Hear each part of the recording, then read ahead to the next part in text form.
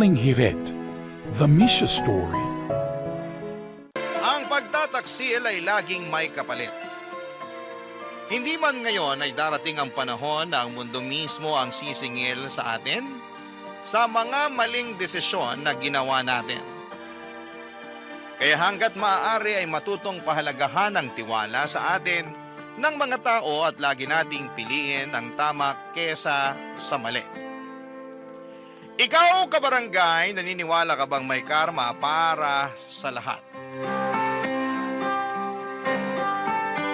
Dear Papa Dudut, Save by the Bell. Sa mga katagang yan, iikot ang kwento ko, Papa Dudut. Dahil last minute ay nakaligtas ako mula sa isang buhay na sana'y habang buhay kong pagsisisihan. Bago ko po ikwento sa inyo ang life story ko ay hayaan niyo muna akong magpakilala. Ako po si Misha, 31 years old na sa ngayon at isang sales manager. Bunso ako sa 4 na magkakapatid at lahat kami ay pawang profesional. 2 sa amin ay may sarili ng pamilya.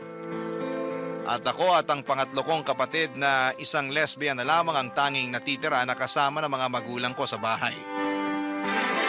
Sa edad ko noon na 28 ay ramdam ko na ang pressure mula sa mga magulang at mga taong nakapalibot sa akin. Lalo kapag pag-aasawa na ang pinag-uusapan. Ako na lang kasi ang inaantay ng mga magulang ko na magkaroon ng anak kahit na noong mga time na yon ay marami na silang apo. Palibasa ay puro babae kasi ang apo nila. Kaya umaasa silang ako ang makapagbibigay sa kanila ng lalaking apo. Ang totoo niyan ay hindi na po bago sa akin ang dating scene. May mga lalaki na rin naman akong nakadate at naging boyfriend kaso ni isa sa kanila ay walang nagtagal na relasyon. Hindi ko po alam kung anong isyo kung ako ba o kung hindi lang talaga kami itinadhana ng mga lalaking pumapasok sa buhay ko. Dumating ako noon sa point na ako na mismo yung nag-give up. Minsan ay nakakapagod din kasing buksan ang buhay mo sa isang tao. Pagkatiwalaan mo ng buo at ibigay sa kanya ang buong puso mo. Tapos sa huli ay masisira lang naman pala ito. Matagal na panahon na simula noong nagkaroon ako ng karelasyon. At yun ang laging pinapaalala sa akin ng kaibigan kong si Emmy, Papa Dudut.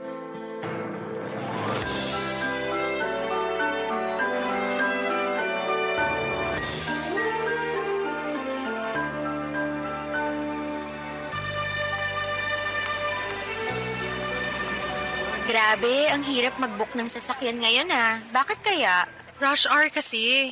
Ako rin walang mabook. Kanina pa ako naghahanap. Ayaw mo bang mag-commute na lang para makauwi na tayo? Ayoko. Pagod na nga ako sa trabaho eh. Magpapagod pa ako mag-commute. Mag-book na lang tayo para diretso na sa bahay. O sige, ikaw bahala. Pero hindi ko kasalanan kung gabihin tayo rito sa kakaantay ng sasakyan ah. Magjowa ka na kasi para may tagahatid sundo tayo. La, ako pa talaga inutusan. Ikaw na lang kaya? Negative ako dyan. Mas maganda ka kaysa sa akin kaya di hamak na mas madali ka makakahanap ng jowa. Ay nako, pass. Ayaw mo pa rin ba talaga makipagrelasyon ngayon? Ewan ko, parang wala na akong drive na maghanap ng boyfriend as of the moment. Bakit naman? Hindi ka pa rin ba nakamove on sa huling ex mo? Nakamove on na ako sa lalaking yun, no? Eh bakit? Anong rason? Bakit wala ka ng drive na jumowa? Ang hirap maghanap eh. Sa ganda mong yan? Hirap ka pa talaga maghanap ng jowa? Totoo naman. Oo, marami pang isda sa dagat pero hindi mo naman alam kung alin dyan sa mga isdang yan yung loyal at totoong mahal ka eh. Ang hirap kaya nun. Para kang naghahanap ng karayom sa dayami. Laking epekto rin siguro nung ginawa sa'yo nung last boyfriend mo. Kaya nagbago na yung tingin mo sa pakikipag-date. Sobra-sobra din kasi yung effort na ginawa mo para sa taong yun eh. Wala eh. Ganun ako magmahal. Talagang binibigay ko yung lahat. Ganun naman talaga dapat, di ba? Kapag mahal mo, ibibigay mo lahat. Oo, pero magtira ka naman para sa sarili mo. Yan yung lagi nilang sinasabi, magtira para sa sarili. Pero nasanay na kasi ako na mas priority ko yung mga taong mahal ko. Sanay na ako na sarili ko yung laging huli. Para mo namang sinabi na hindi mo mahal ang sarili mo niyan. Baka nga, kasi minsan hindi ko nare-realize na nawawala na rin pala ako ng self-respect. So baka nga totoo na hindi ko mahal sarili ko. Naku, hindi yan maganda. Pero buti aware ka. Kasi yung last BF mo, grabe, ang lala ng ginawa mo ron.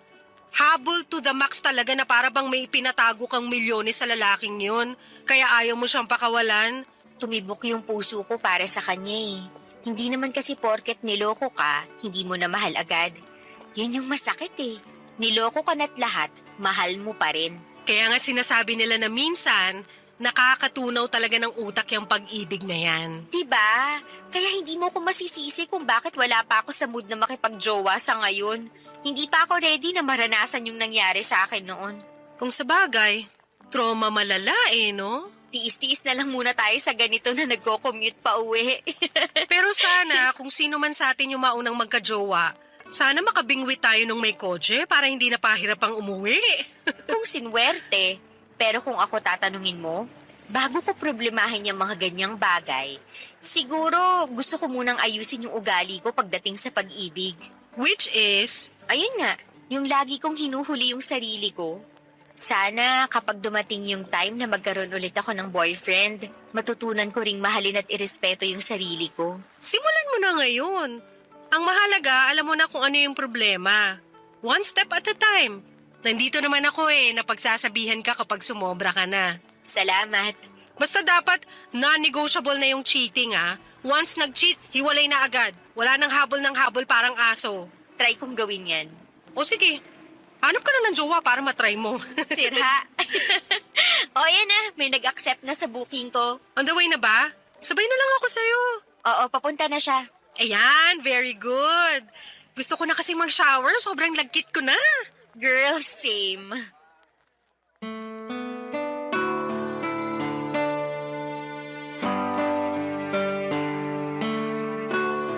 Hindi ko alam kung dahil ba na trauma na ako sa mga past relationship ko kaya medyo hirap na akong pumasok sa isang relasyon dahil masyado ng repetitive at paulit-ulit ang pakikipag-date at nakakasawa na itong gawin. Minsan kasi papadudod ay nakakapagod na rin ang paulit-ulit na pakikipagkilala at pagtitiwala sa mga taong hindi mo naman sigurado kung makakatuluyan mo ba o hindi. Pero katulad nga ng sinabi ni Emmy ay walang mangyayari kung wala akong gagawin. Kaya naman sinubukan ko ulit na makipag-date papadudod. Ayaw ko rin namang tumandang dalaga at habang fresh pa akong tignan ay wala pang wrinkle sa muka ay mas magandang maghanap na ako ng kapareha sa buhay bago pa man mahuli ang lahat. Gumamit ako ng dating app papadudod para makakilala ng mga bagong tao na maaaring maging parte ng buhay ko. Mahirap makahanap ng totoong pag-ibig sa mga dating app. Una ay maraming posters na gumagamit ng peking pictures para makapang catfish. Pangalawa ay may mga nasa app lang para maghanap ng hook-up o makaka one night nila. Pangatlo ay may mga katulad ko naghahanap din ng pag-ibig pero sa kasamaang palad, karaniwan sa mga kanila ay hindi ko kakompatible. Kung kailan handa na akong i-install ang dating app na yon ay saka naman ako biglang may nakamatch. Na literal na nagmatch talaga kami ng personality. Saglit kaming nag-usap sa app na yon bago kami lumipat sa personal social media namin para mas kilalanin pa ang isa't isa. Itago na lang po natin siya sa pangalang Luigi. Hindi nagtagal ay sinubukan akong ligawan ni Luigi at halos 2 buwan din kaming nag-date papadudot. At nung nakumpirma ko ang sincerity nito sa panliligaw sa akin, ay sinagot ko siya. Dahil sa tingin ko na mga panahong yon ay ready na ang puso kong magmahal ulit papadudot.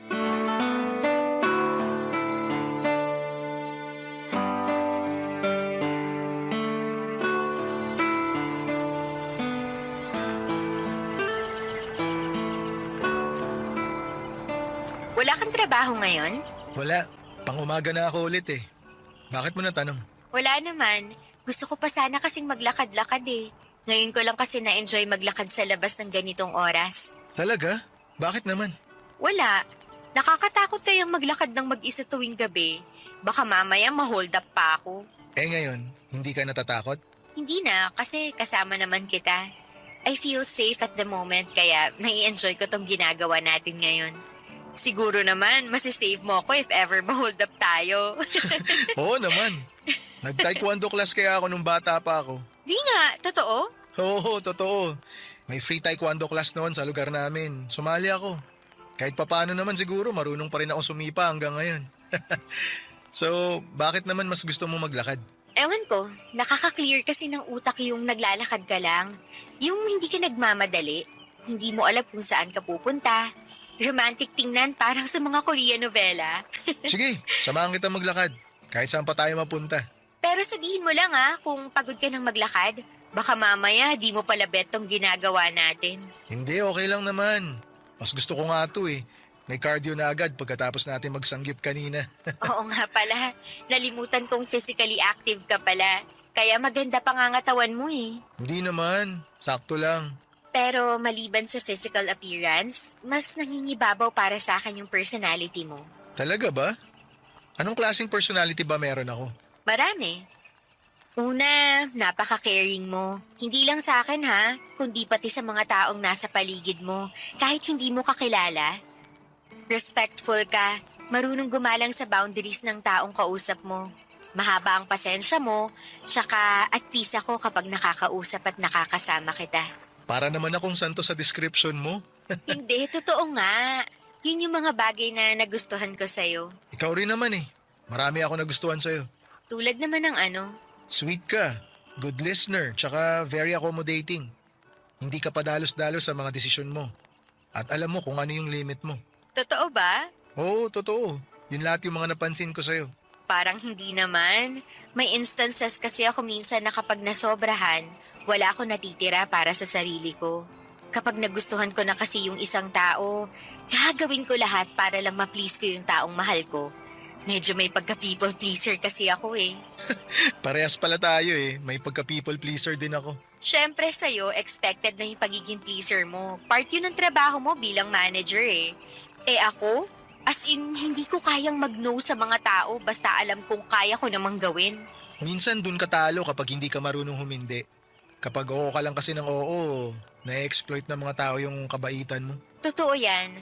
Pero hindi ka naman ganun eh. Which is sobrang na-appreciate ko talaga. Alam ko rin naman kasi kung hanggang saan lang yung dapat na tinatanggap ko. Tsaka hindi ako dependent sa tao. Ayoko ng ganun, yung umaasa lang ako sa partner ko. What if itry na natin? Ano ibig mo sabihin try natin? Na i-level up tong relasyon natin. Teka, sinasagot mo na ba ako? Oo. Sa tingin ko, time na rin para sumubok ulit. Thank you na bigyan mo ako ng chance na papasukin ako sa buhay mo. Naisip ko rin kasi na wala namang mangyayari kung palaging nakataas na lang yung walls ko. Baka mamaya, masyado na tong mataas, hindi na ako makapagpapasok ng tao sa buhay ko. Nakita ko naman na sincere ka kaya willing akong ibaba yung walls ko para sa'yo. Huwag ka mag-alala, hindi kita bibiguin.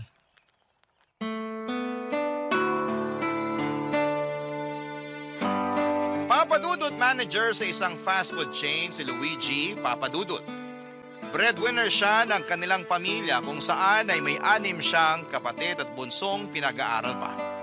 Dahil mula sa hirap ay very down to earth itong si Luigi. Marunong siyang umintindi ng sitwasyon at madali lamang siyang makisimpatya sa mga tao. Maganda ang hubog ng katawan nito at hindi siya nag-gym pero meron siyang healthy lifestyle. Kaya naman maganda ang pangangatawan niya. Wala rin siyang bisyo at ang tanging pinagkakabalahan lang niya sa buhay ay ang pagsali sa mga fun run at kung minsan ay umakyat ng bundok. Naging low-key lang kami ni Luigi sa mga unang buwan ng relasyon namin. Gusto ko kasi na masolo ko muna siya bilang boyfriend ko bago siya ipakilala sa publiko. Walang kaalam-alam noon ang mga kamag-anak ko. Pati na rin ang best friend kong si Emmy na taken na pala ako noon. After a month ay saka ako nagkaroon ng soft launching sa boyfriend ko. May mga pag-post na ako noon ng mga pictures namin ni Luigi kung saan ay nakatago ang mukha nito at hindi ko siya pinapangalanan. Nakakatuwa dahil parang naintriga ang mga kakilala ko dahil puro sila tanong kung sino ang lalaking kasama ko sa mga pictures ko sa Facebook. And after 3 months ay naging stable na ang relasyon namin ni Luigi. Nakapag-adjust na kami mula sa isa't isa at komportable na kami sa piling ng bawat isa. Kaya naman naisipan kong opisyal na siyang ipakilala sa pamilya ko. Una ko siyang ipinakilala kay Emmy para sana isorpresa ko ito. Pero sa halip na masorpresa, ako ang nagulat sa nalaman ko tungkol kay Luigi Papadudut. Barangay Love Stories. Barangay Love Stories. Papadudut, may fiesta noon sa lugar namin at nagtipon-tipon ng mga kamag-anak at ilang kaibigan ko sa bahay namin. Naisip ko na yun na ang best time para ipakilala ko si Luigi sa kanila. Sakto na off noon ni Luigi sa trabaho niya kaya nadala ko siya sa bahay. Katulad ng inaasahan ko ay nagulat ang lahat nang ipinakilala ko na si Luigi sa pamilya ko. Kahit na may pa-soft launch na ako noon sa Facebook, ay hindi nila inaasahan na makakabingwit ako ng boyfriend na mabait at may itsura. Hindi katulad ng mga nakaraang kong ex na katulad ng sabi ng kapatid ko ay hindi niya trip ang mukha. Sobrang saya nila para sa akin dahil matapos ang mahabang panahon ay binuksan ko ulit ang puso ko para sa panibagong pag-ibig. Kung nagulat ang lahat sa revelasyong ginawa ko ay mas nagulat naman si Emmy nung nakilala na niya kung sino ang boyfriend ko. Pagkatapos noon ay dinala ako ng kaibigan ko sa isang sulok at siya naman ang may kinumpisal sa akin. Tinanong niya sa akin kung paano kami nagkakilala ni Luigi at nung nakwento ko ang history naming dalawa ay inamin ni Emmy na minsan na palang nanligaw sa kanya si Luigi. Sa parehong dating app din sila nagkakilala pero dahil hindi sila compatible ay ginost ni Emmy si Luigi. Ilang taon nang lumipas, muling kinontak ni Luigi si Emmy sa social media at sinubukan ulit na manligaw. Nag-date sila ng ilang linggo pero wala pa rin daw spark na nakita si Emmy sa pagitan nilang dalawa kaya naman tinurn down niyang binata. Nagulat ako, Papadudut, dahil hindi naman nakwento sa akin ni Emmy na nagkaroon pala siya ng date na katulad ni Luigi. Pero dahil short term lang naman yon ay hindi ko na yon ginawang big deal pa. Isa pa ay wala ng contact sina Luigi at Emmy matapos ng mga dates nila.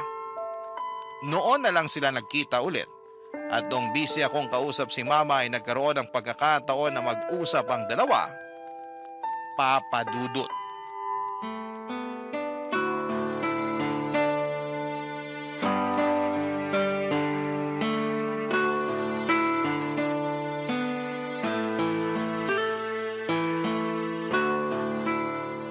Kumusta ka na?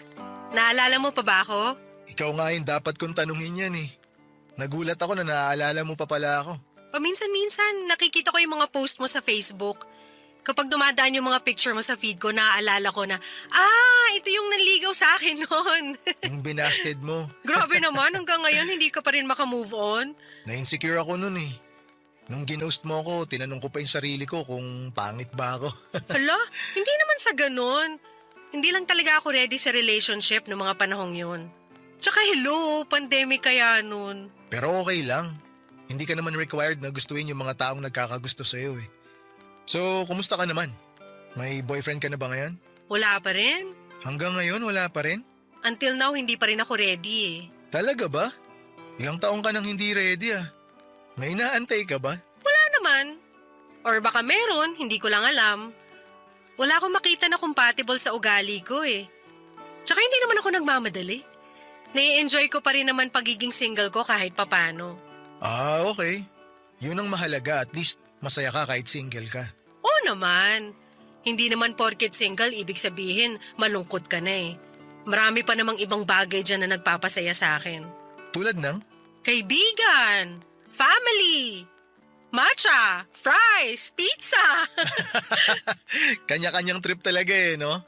Basta kung saan tayo masaya, dun tayo. Correct. Pero in fairness laki na ng pinagbago mo. Parang wala naman ako masyadong pinagbago.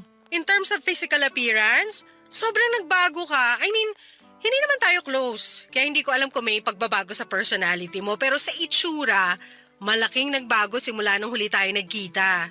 Nag-focus kasi ako sa katawan ko noong mga nakaraang taon eh.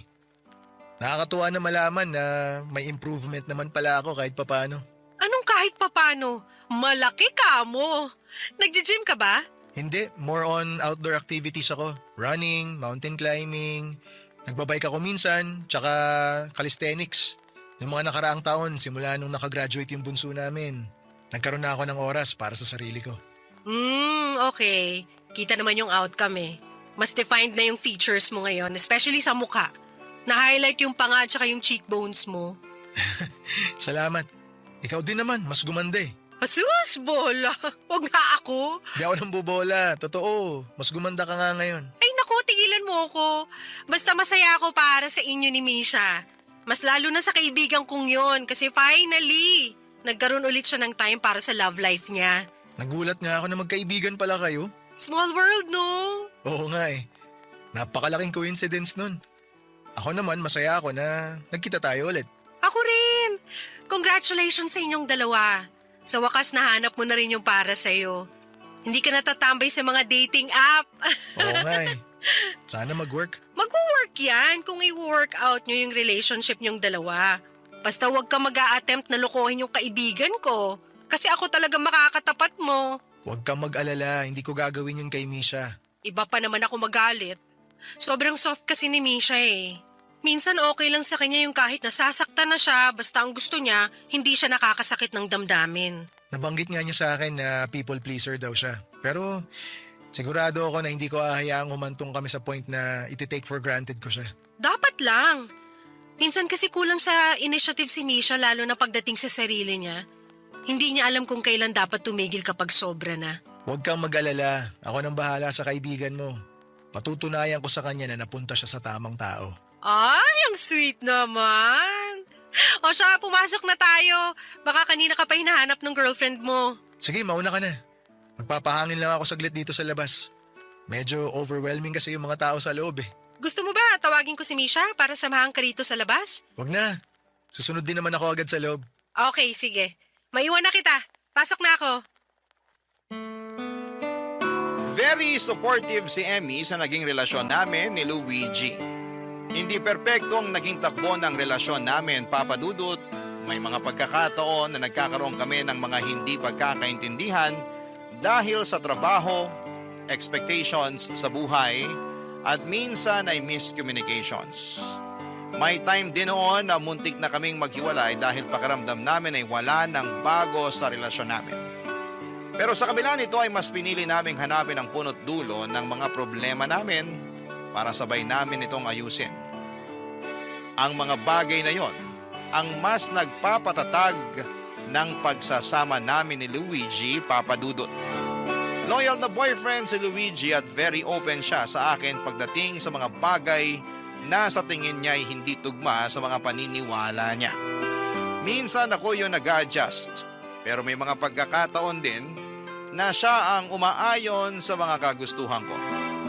Hindi madikit sa mga babae si Luigi kahit na napapaligiran siya nito sa trabaho. Yun ang isa sa mga bagay na nagpalaki ng tiwala ko sa kanya.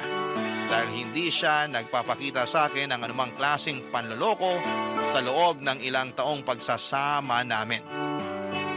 Nakatulong din siguro na hindi ako selosa.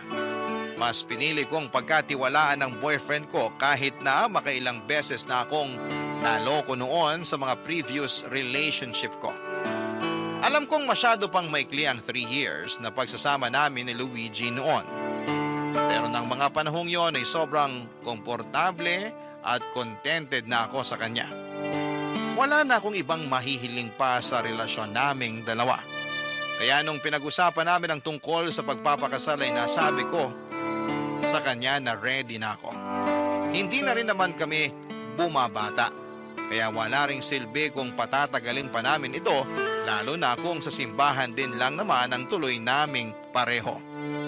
Bago pa man nag-propose sa akin si Luigi ay kumonsulta muna ako sa kaibigan kong si Emmy para malaman ang point of view niya sa relasyon naming dalawa ni Luigi Papadudut.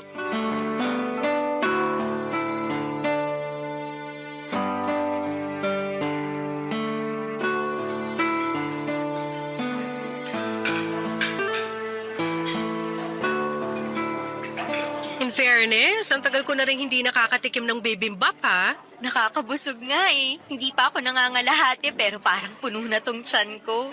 Pero nag-iba yung lasa ng bibimbap nila rito, no? Hindi na katulad ng dati. Nagtitipid na kasi. Pati nga serving, kumonti eh. Pansin ko rin. Pero kahit ganun, madami pa rin namang pumipila sa kainan na to.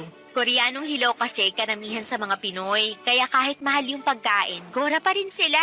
Tingnan mo nga yung mga samgyupsalan dito. Hindi na uubusan ng customer kahit pagkamahal-mahal. Sinabi mo pa. Ibang-iba kasi yung cuisine nila kumpara sa Pinoy. Maganda rin namang itry yung ibang culture. Maiba tayo. Feeling ko, any day now, magpo-propose na sa akin si Luigi. Hindi nga. Talaga? Paano mo naman nasabi? Pansin ko lang sa mga galawan niya. May isang instance pa na nahuli ko siyang nanonood ng mga proposal videos online. Hindi ko sure, baka nga nag-a-assume lang ako. Ewan ko. Nag-usap na ba kayo tungkol sa pagpapakasal? May one time na napag-usapan na namin yung tungkol doon.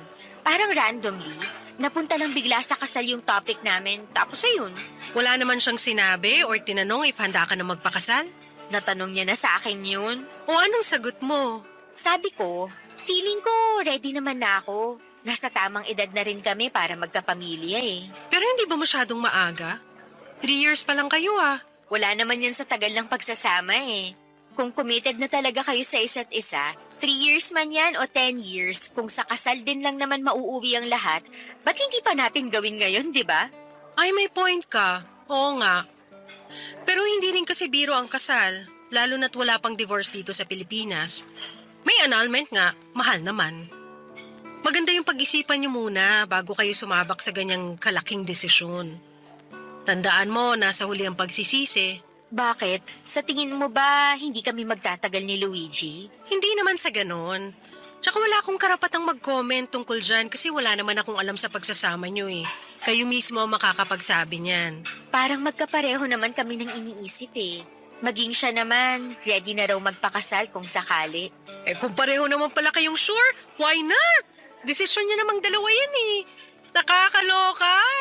Parang kailan lang nag-uusap tayo tungkol sa love life na yan. Tapos ngayon, ikakasal ka na. Gaga, hindi pa sure. Hindi pa nga nagpo-propose si Luigi eh. Gut feeling ko pa lang yun. Kahit na, congratulations in advance pa rin. Basta, alam mo na wala ka ng ibang pipiliing maid of honor kundi ako lang Syempre naman. Alam mo nakakatuwa, kasi despite sa naging history namin ni Luigi, hindi naging issue yun sa inyong dalawa. Hindi naman naging kayo eh. Tsaka hello, ikaw mismo nang busted sa tao, kaya alam kong hindi mo siya bet. Na siyang tunay naman. Tsaka wala na sa akin yung interest na Luigi. Nasa iyo na kaya wag mo nang problemahin yung nakaraan namin.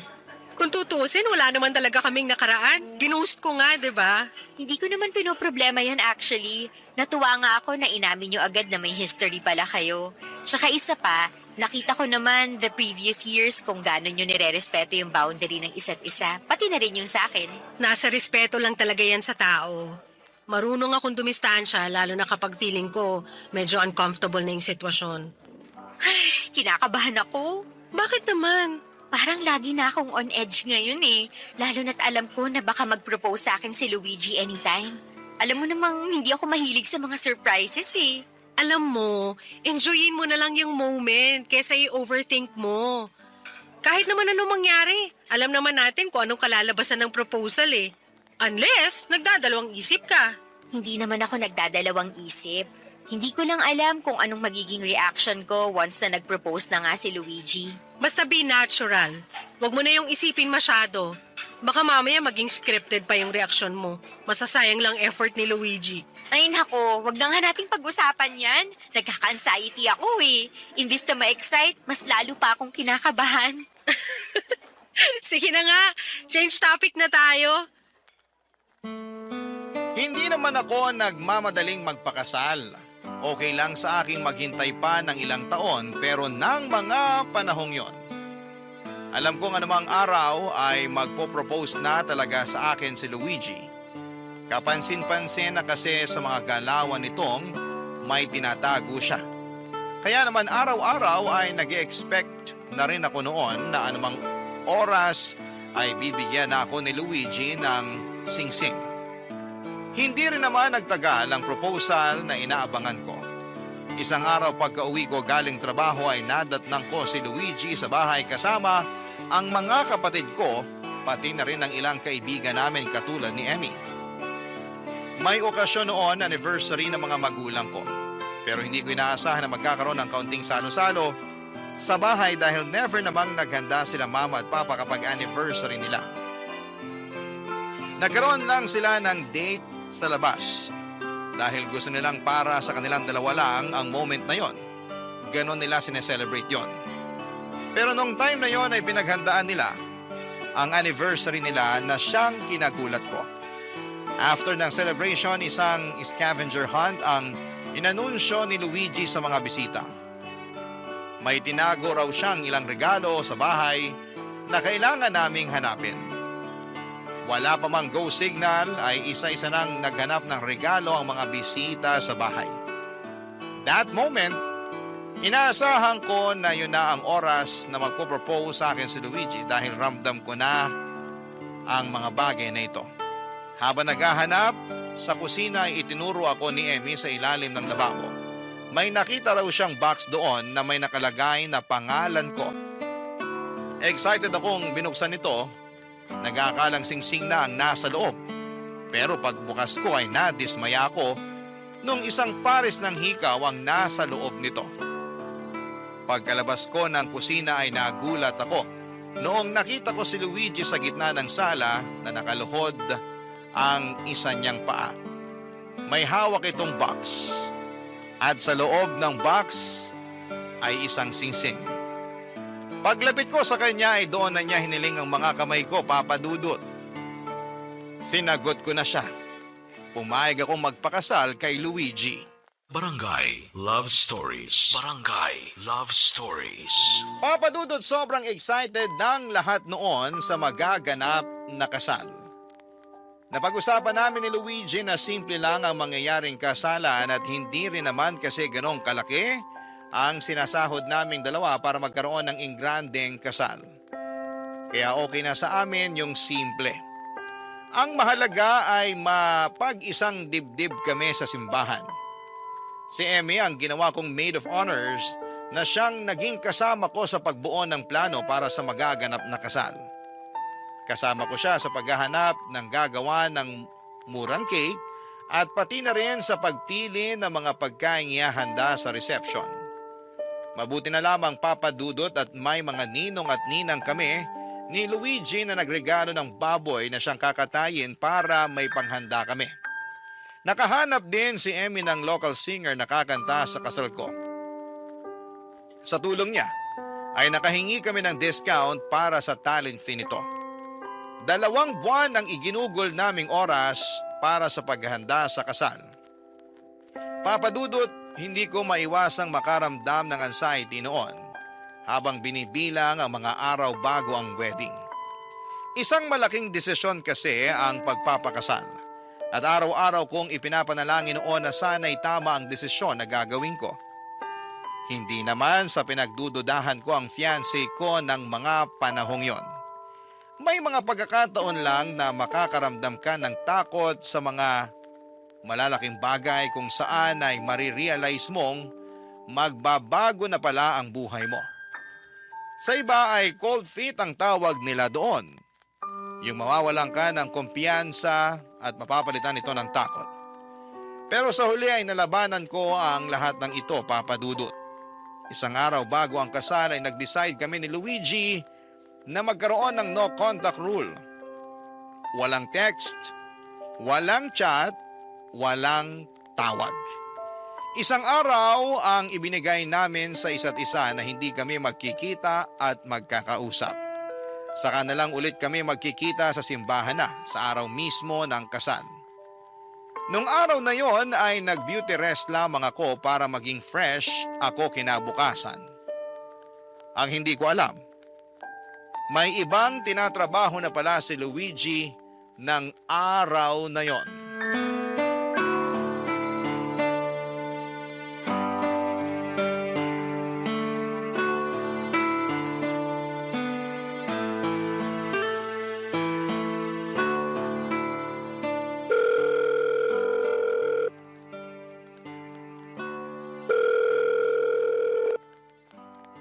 Emmy. Napatawag ka.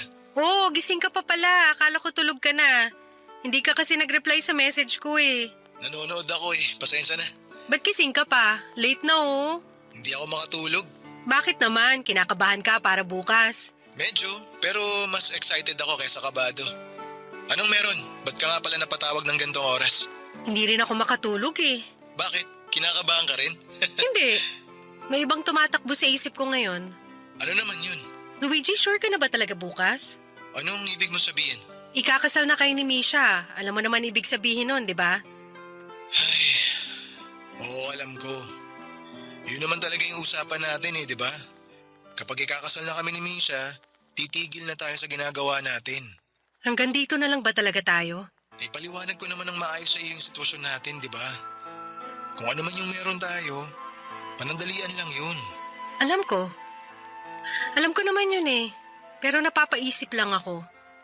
Parang hindi ko pa kayang itigil tong ginagawa natin. Ayoko pa. Ako rin naman ayoko pa, pero kailangan na. Mahal ko si Misha at hindi na natin pwedeng ipagpatuloy itong ginagawa natin. Hantang ako kasi. Hindi ko alam kung bakit hindi na lang kita sinagot noon. Alam mo, sobrang laki ng pagsisisi ko na pinakawalang kita noon. Kasi siguro hindi lang talaga tayo para sa isa't isa.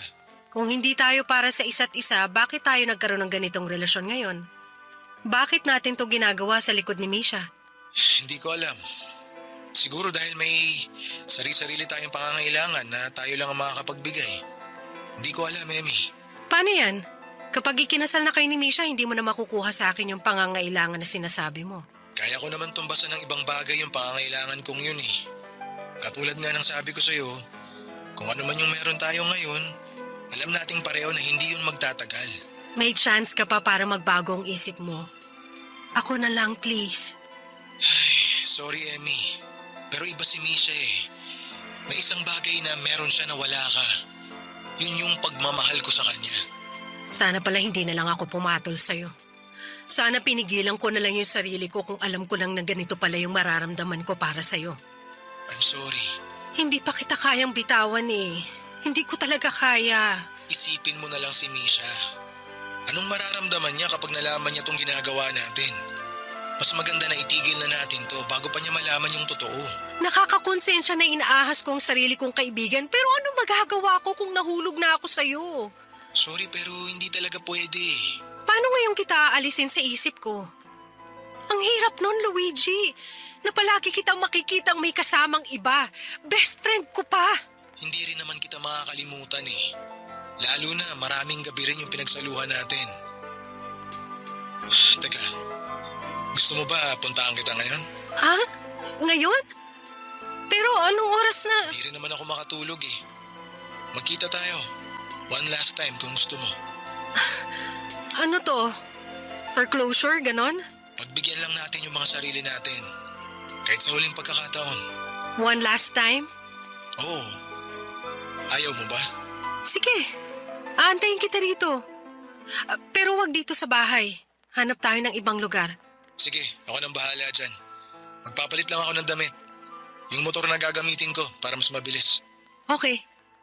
Mag-ingat ka. Bigyan mo lang ako ng 30 minutes, nandyan na ako. Sige. See you.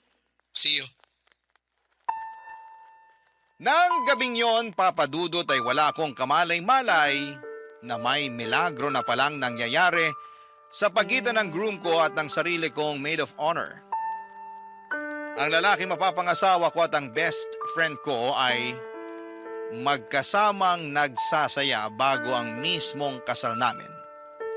Habang mahimbing akong natutulog sa 10 oras ng gabi, isang tawag ang natanggap ko mula kay Luigi. Pero sa halip na si Luigi ang nasa likod ng tawag ay boses ito ng babae. Nagpakilala siya bilang nurse sa isang ospital at ibinalita niya sa akin na nasangkot daw sa aksidente si Luigi. Biglang nagising ang buong diwa ko na mga oras na yon, Papa Dudut. Dali-dali akong nagpalit ng damit at kasama ang mga magulang at kapatid ko ay pinuntahan namin sa ospital kung saan itinakbo si Luigi. Pagkarating sa ospital ay kasalukuyang nasa OR si Luigi. Ang kwento ng pulis na nakausap namin ay naaksidente raw si Luigi sa motor. Sa sobrang lala ng aksidente ay nabali ang kaliwang paa nito dahilan kung bakit kasalukuyan siyang inooperahan. Sobrang nag-worry ako sa kalagayan ng mapapangasawa ko pero nalito ako sa mga sumunod na mga sinabi sa akin ng pulis. Malungkot kasi nitong ibinalita na ang angkas nito ay diniklarang dead on arrival. Bago pa man ako makapagtanong kung sino ang tinutukoy nitong angkas ni Luigi ay nabaling ang atensyon ko sa grupo ng mga taong nag-iiyakan.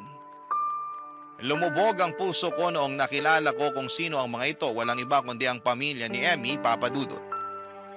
Noong oras na yon ay hindi ko na kailangang tanungin pa kung sino ang kasamang na aksidente ni Luigi. Bigla na lamang nag-flashback sa isipan ko ang confession sa akin noon ni Emmy na minsan na siyang niligawan ni Luigi. Lumubog po ang puso ko. Hindi dahil na aksidente ang taong mapapangasawa ko kundi dahil nalaman ko ang totoo na niloloko niya ako sa mismong araw bago ang kasal naming dalawa, Papa Dudut.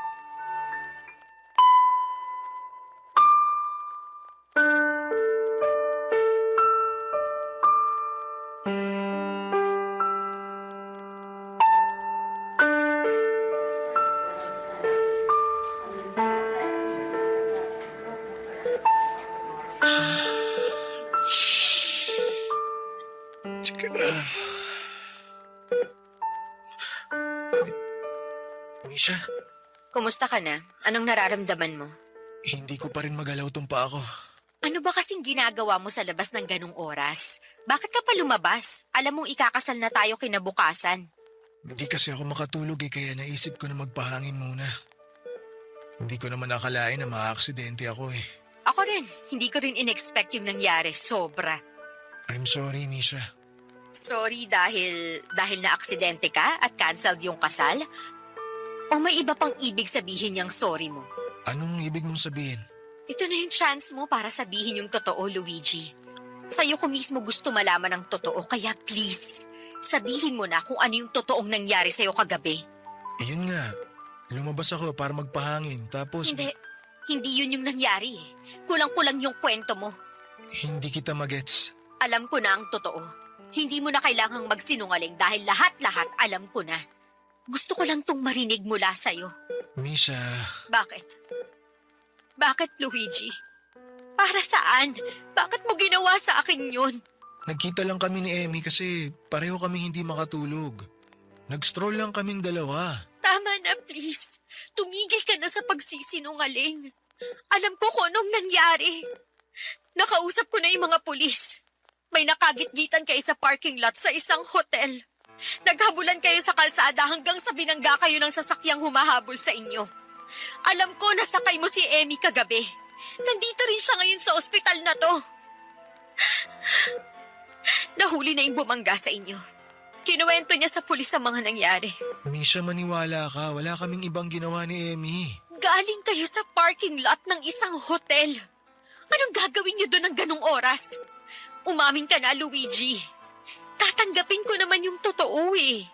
Masakit, pero kailangan kong tanggapin na may nangyari sa inyo ng best friend ko. Misha... Alam mo kung ano yung masakit? Niloko mo na nga ako bago yung kasal natin. Tapos sa best friend ko pa. Sa best friend ko pa. Sana patawarin mo ako. Isang beses lang naman nangyari yun eh. Maniwala ka sa akin. Kahit isang beses pa yan, hindi nun mapagtatakpan ang katotohanan na niloko niyo akong dalawa. Hindi na talaga mauulit yun, please. Patawarin mo ako, Misha. Kahit itanong mo pa kay Emmy, hindi na mauulit yung nangyari.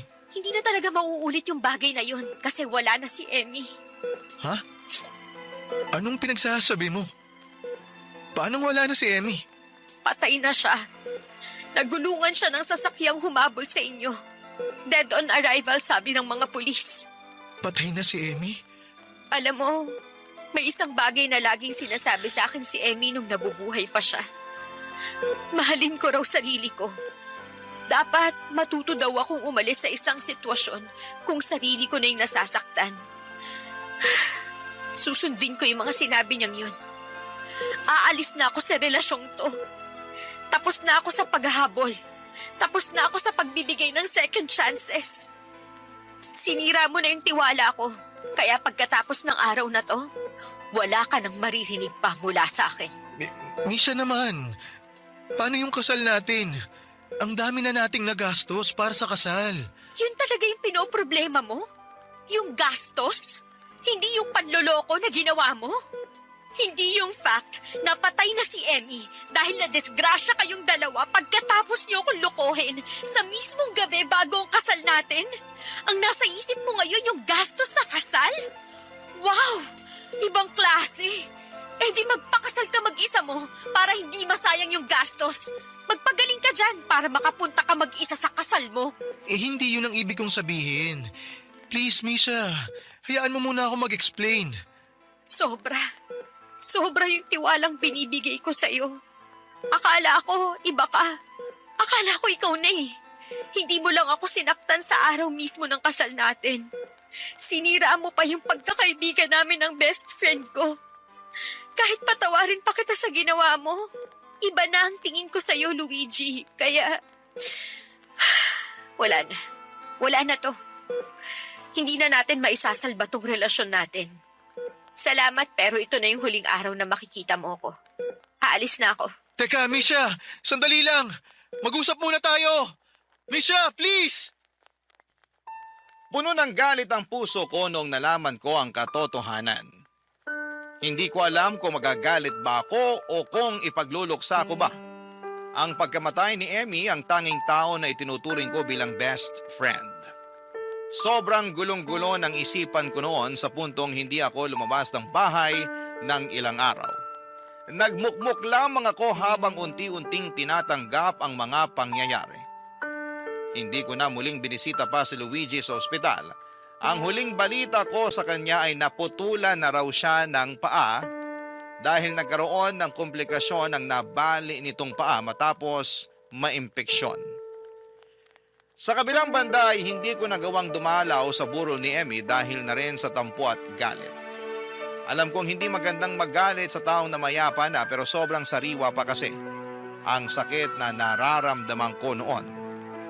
Ilang linggo ang pinalipas ko bago ako nagkaroon ng lakas na dalawin si Emmy sa sementeryo. Naisip ko na kahit papaano, kahit nagawa niya akong lukohin, ay marami pa rin siyang mga magagandang bagay na nagawa sa buhay ko. Doon din ay sinubukan ko siyang patawarin, papadudot. Sa hindi mabilang na pagkakataon ay muli na namang nawasak ang puso ko. Pero mas tatanggapin ko na lamang ito kesa natuloy ang kasal ko sa isang lalaking hindi ko alam na niloloko na pala ko. Kaya tunay na ang buhay ko ay saved by the bell. Kung hindi nangyari ang aksidente ay hindi ako maliligtas sa isa sanang pamilya na nagsimula sa panluloko. Siguro'y yun na rin ang good karma na natanggap ko bilang isang mabuting tao. Samantalang bad karma naman ang nangyari sa aksidente sa 2 taong taksil na mas pinili ang pansariling interest para lamang sa tawag ng laman. Sa ngayon ay nananatili pa rin po akong single, papadudot, at ang tanging nagpapakilig na lamang sa akin ay ang kwentong pag-ibig na inyong ibinabahagi sa inyong programa. Hindi ko naman tuluyang sinasarado ang pintuan ko para sa panibagong pag-ibig. Umaasa po ako na balang araw sana'y dumating na rin ang tamang taong nakatadhana para sa akin. Hanggang dito na lamang po ang sulat ko at maraming salamat sa pagbasa ng aking liham. Ang inyong forever kapuso at kabarangay, Misha. Kwentuhan naman tayo dito sa comment section. Minsan sa ating buhay ay dumarating ang isang tao na magpaparamdam sa atin na tayo'y espesyal. Ngunit paano kung ang dating pagmamahalan ay unti-unting mapalitan ng buot? Ikaw, kabarangay, ano ang kaya mong gawin at tiisin alang-alang sa pag-ibig? Dear Papa Dudut, magandang araw po sa inyo at sana ay matanggap ninyo ang sulat ko na ito. Ako nga po pala si Astrid at kagaya lang din po ako ng karamihan sa atin. Gusto ko lang makaramdam ng tunay na pagmamahal. Ito rin po ang naging dahilan kung bakit ang dami ko nang pinagdaanan na boyfriend. Nakakahiya man pong aminin pero palagi po akong may jowa simula noong nag-high school ako hanggang sa nakapagtapos na ako sa pag-aaral. Pero karamihan sa mga karelasyon ko noon ay hinihiwalayan ko rin. Kasi yung iba sa kanila ay boring tapos yung iba naman ay masyadong seryoso. Isa po kasi akong happy-go-lucky girl, Papa Dudut. At ang gusto ko sa buhay ay yung boyfriend na magbibigay sa akin ng exciting na experience. Yung tipong hindi boring at hindi masyadong seryoso sa buhay. At mukhang sinagot ni Lord ang prayers ko kasi dumating ang araw na nakilala ko si Dale. Gwapo si Dale at siya mismo ang tipo ng lalaki na gusto kong makasama sa panghabang buhay. Palagi po ako nag-i-enjoy tuwing kasama ko siya at nasa kanya na talaga ang katangian ng isang lalaki na gusto ko. At nasa isip ko noong mga panahong yon ay sobrang swerte ko naman na naging boyfriend ko si Dale. Pero hindi rin nagtagal yung mga maliligaya na moments namin ni Dale kasi habang tumatagal yung relasyon namin, ay unti-unti ko ring nararamdaman na playboy siya. Yung charm na ginagamit niya para mapaibig ako sa kanya ay yun din mismo ang ginagamit niya para mapaibig niya ang ibang mga babae. Ilang taong ko pong pinagtiisan ang pagkababaero ni Dale. May mga kaibigan ako na nagsasabi na nakikita daw nila si Dale sa pampublikong lugar na may kasamang ibang babae. Nung una'y patay mali siya lamang ako sa mga sumbong sa akin ng mga kaibigan ko. Kasi in love po talaga ako kay Dale. At pakiramdam ko ay parang hindi ko na kaya na mawala siya sa buhay ko. Kasi nasanay na ako na siya yung kasama ko sa pang-araw-araw. Pero may isang beses na hindi ko na talaga kinaya. Kasi habang natutulog si Dale sa inuupahan namin na apartment ay nakialam ako sa cellphone niya.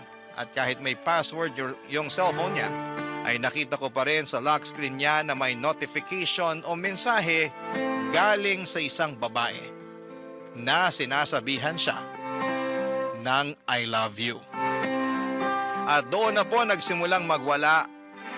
Nagwala ako kasi sinagad at inabuso na ni Dale ng lubusan ang pasensya ko.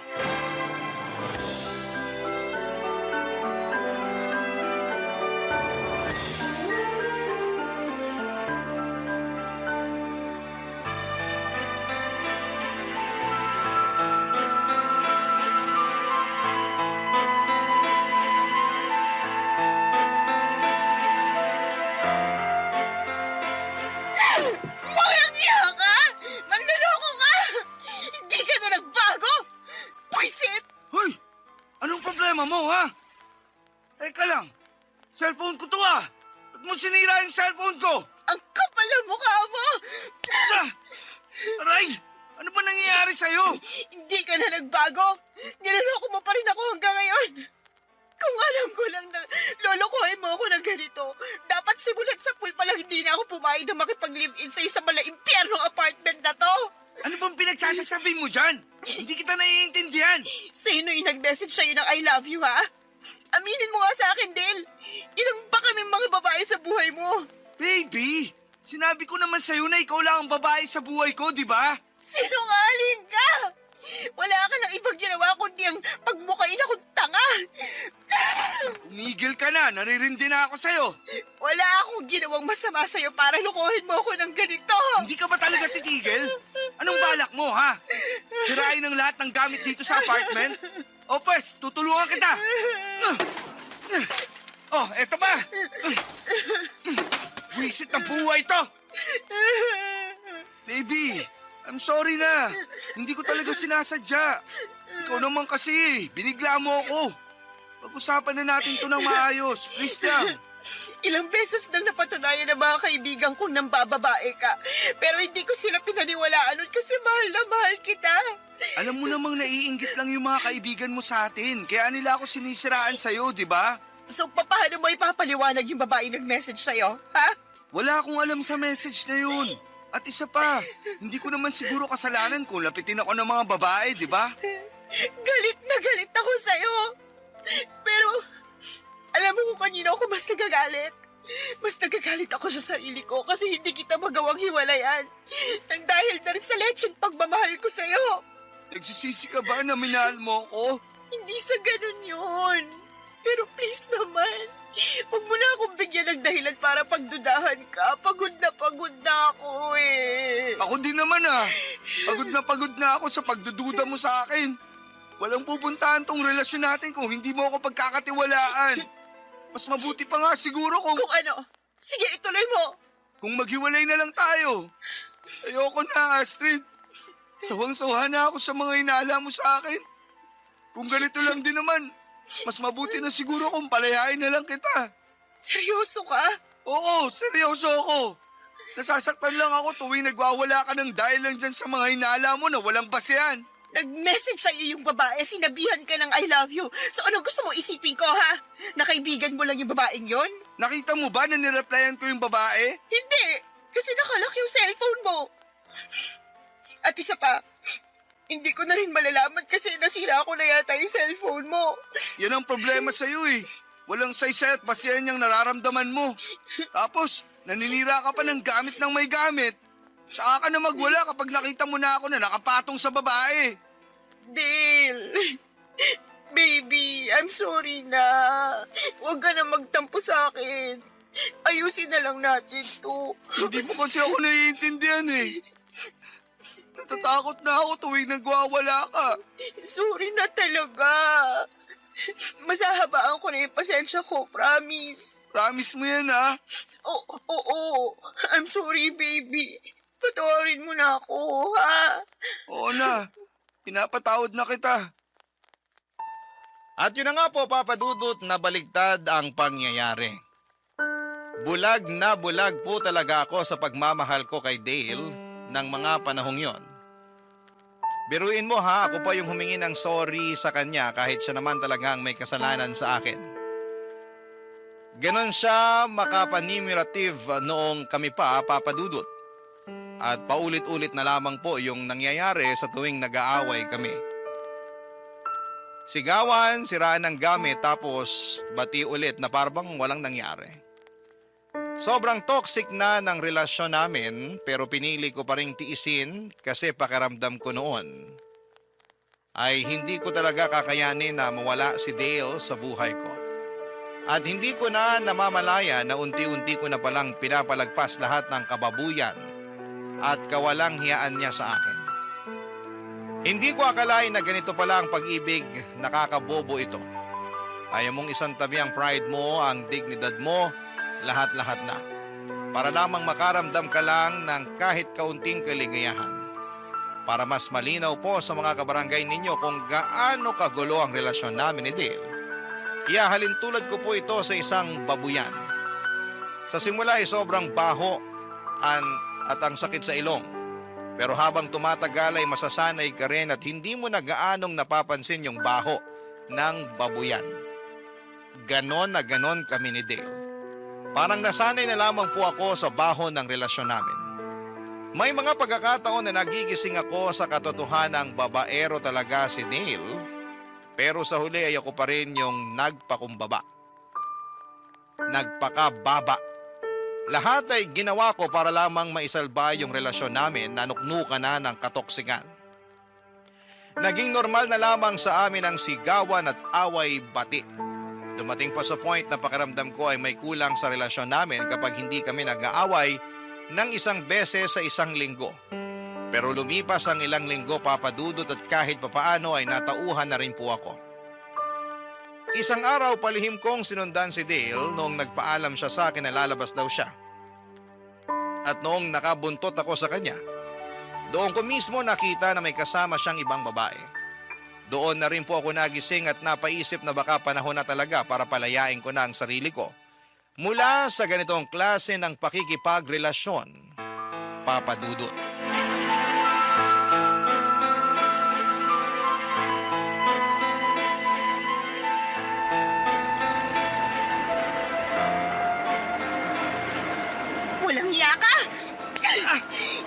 sabihin sa akin na hindi mo ako niloloko. Sige na, umalis ka na. Hoy, babaeng malandi, bumalik ka rito! Astrid, baby! Hayaan mo na siya. Please, wag mo na siyang sugurin. Ang kapal na mukha mo!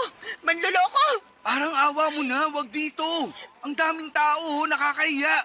Ang swerte din naman ng ibang tao, no? At least sila binigyan mo sila ng kahihiyan. Eh ako, kailan mo pa ako bibigyan ng kahihiyan, ha? Huwag kang malisyosa. Magkaibigan lang kami noon. Ano ka ba? Magkaibigan? Eh kulang na nga lang halikang kanong haliparot na yun eh. Alam mo, napaparaning ka na. Sa tingin ko, panahon na para magpakonsulta ka sa psychiatrist. Sinasabi mo bang baliw ako? Bakit, hindi ba? Gusto mo ng baliw? Pues ibibigay ko sa'yo. Nakikita mo tong bato na to? Tingnan mo ng maigi tong gagawin ko. Hoy, anong gagawin mo? Lumayo ka sa motor ko. Etong nababagi sa motor mo. Nasisiraan ka na ba ng bait? Higilan mo yan. Binili ko ang motor na to para sa'yo. Pero hindi ko akalain na gagamitin mo lang pala to sa pampababae mo. Ibang klase ka rin, ano? Pues, tingnan na lang natin kung may magagamit ka pa. Nababaliw ka na talaga. Huwag mong pagdiskitahan yung motor ko. Utang na loob, tumigil ka na. Sige, subukan mo lumapit sa akin. At sa'yo ko na talaga ihahampas to. Sira ulo kang babae ka. Tinan mo tong ginawa mo. Wasak na yung motor ko. Pasalamat ka at hindi ang mukha mong winasak ko. Kung tutuusin, kasalanan mo kung bakit tayo umabot sa ganito eh. Paano ko naging kasalanan, ha? Eh, ikaw tong palaging nagwawala tuwing may problema tayo. Ano bang punot dulo ng mga problema natin, ha? Hindi ba't yung pambababae mo? Mali. Nagkakaproblema tayo kasi masyado kang selosa. So, ano gusto mong gawin ko? Palakpakan ka habang nilalandi ka ng kabit mo. Sa'yo na rin mismo nang galing. Ako ang nilalandi nila. Hindi ko na kasalanan kung lapitin ako ng mga chicks. Ang sabihin mo, nilalapitan ka ng mga babae kasi nagpapalandi kang hayop ka. Masyado kang overprotective. Ayoko na, Dale. Ayoko na. Pagod na ako. Aalis na ako. Bahala ka na sa buhay mo. Sandali lang. Bitiwan mo ako, ano ba? Hindi naman natin kailangan maghiwalay eh. Alam mo naman kung gaano kita kamahal, di ba? Hindi. Hindi ko alam kasi paulit-ulit mo na lang ako sinasaktan. Kalimutan na natin to, please. Pinapatawad na kita sa pagsira ng motor ko. Huwag mo na akong iwalayan. Parang awa mo na. At sino nagsabi sa'yo na humihingi ako ng tawad sa pagsira sa motor mo, ha? Hinding-hindi ko pinagsisisihan ng pagsira ako sa lecheng motor na yan. Baby, ang tindi na ng galit mo ah. Sa tingin ko, kailangan na natin magpa-check up sa psychiatrist para mas makontrol mo yung galit mo. Talaga ba? Oo! Ah! Ayan, para yan sa pambababae mo. Ah! At yan, para yan sa panggagaslight mo sa akin. Grabe, Dale. Napaka-manipulative mo. Muntik mo na ako mapaniwala na akong problema at hindi ikaw. Alam mo ikaw, sumusobra ka na! Bitiwan mo ako! Namumuro ka na sa akin! Tingnan mo tong ginawa mo sa pisngi ko! Namumulat ang hapdi na sa kakasampal mo! Kulang na kulang pa yan sa lahat ng atraso mo sa akin. Bitiwan mo ako kung di tatawag ako ng pulis. Astrid! Ayusin na natin to, please! Hindi na natin maaayos ang matagal ng sira.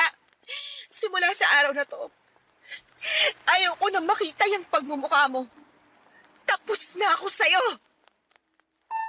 Hindi naging madali para sa akin na palayain si Dale pero kinailangan ko talagang gawin yon. Kasi paulit-ulit na lamang niya akong niloloko. At noong mismong araw na yon ay bumalik ako sa apartment na tinitirhan namin ni Dale at dali-dali kong kinuha ang mga gamit ko at nakituloy na ako sa boarding house ng pinsan ko.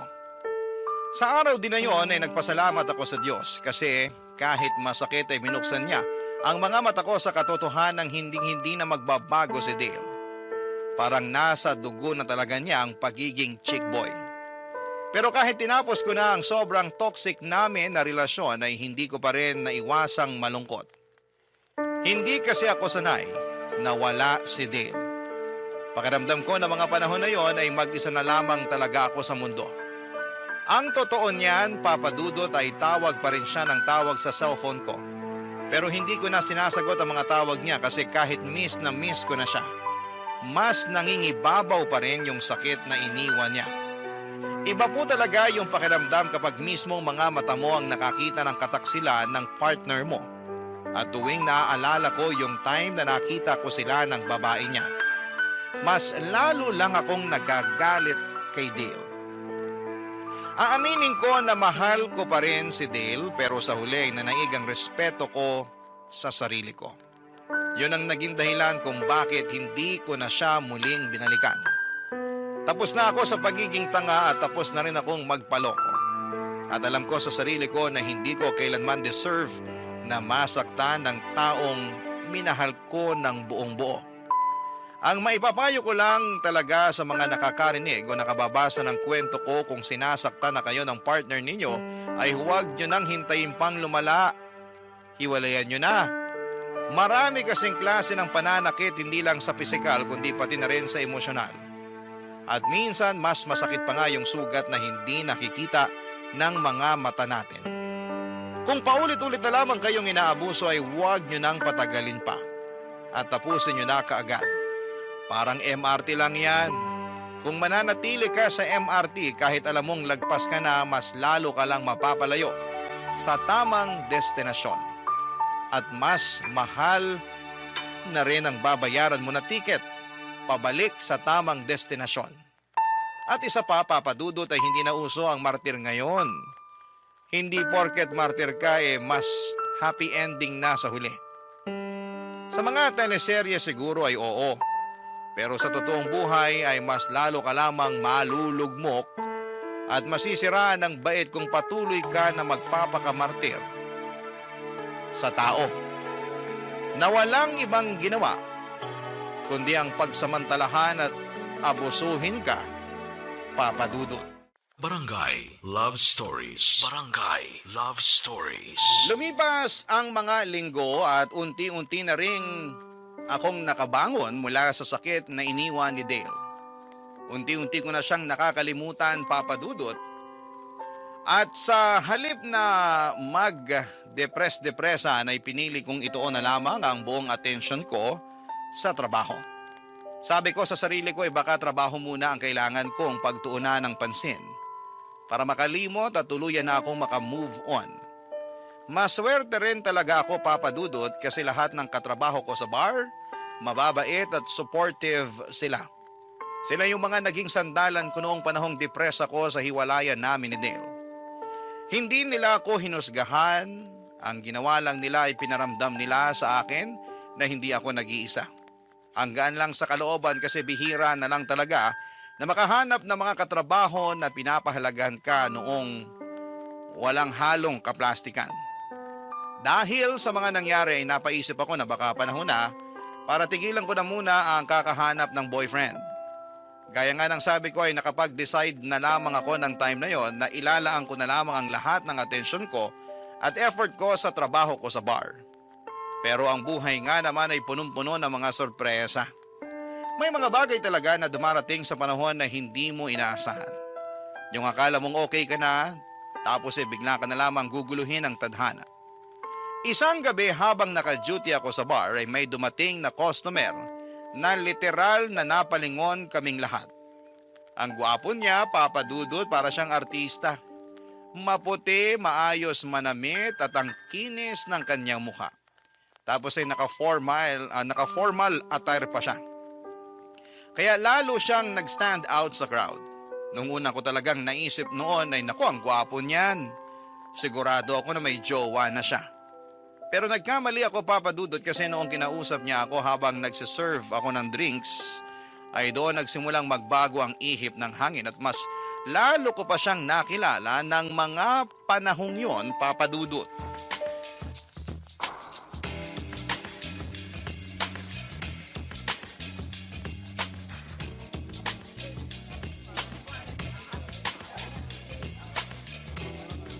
Sir, excuse me lang po. Eto na po pala yung in-order niyong drinks. Baka gusto niyo pa pong umorder? Okay na to. Salamat ha. Sige po, thank you din. Miss, teka lang. May kailangan pa po ba kayo? Wala naman. Bakit ganyan po kayo makatitig sa akin? I'm sorry. Nagagandahan lang kasi ako sa'yo eh. Si Sir talaga oh. Thank you. Ako nga pala si Justin. Astrid. Nice to meet you, Astrid. Matagal ka nang nagtatrabaho dito? Opo, lagpas 1 taon na rin. Ang totoo niyan, nagtataka nga ako eh. Kung bakit nagkatrabaho ka pa. Ha? Bakit naman po?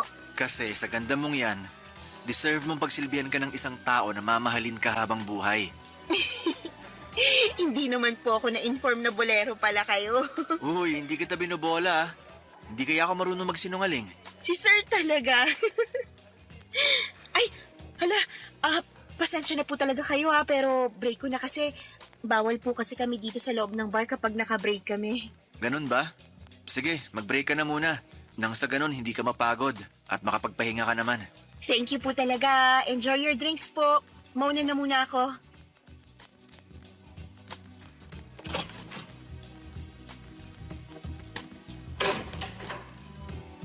Ay, salamat naman. At nakapag-break na rin ako sa wakas. Sakit na ng tuhod ko. Pero in fairness kay Sir ha, kinilig ako doon. Hindi nakakasawa tingnan yung mukha niya. Grabe, ang pogi. Ay, ano ba naman yan? Panira ka ng moment. Dale, utang na loob. Tigilan mo na nga ako. Tapos na tayo, okay? Astrid, sorry na talaga. Sising-sisi na talaga ako sa mga ginawa ko sa'yo noon. Patawarin mo na ako, please. Wow! Ikaw?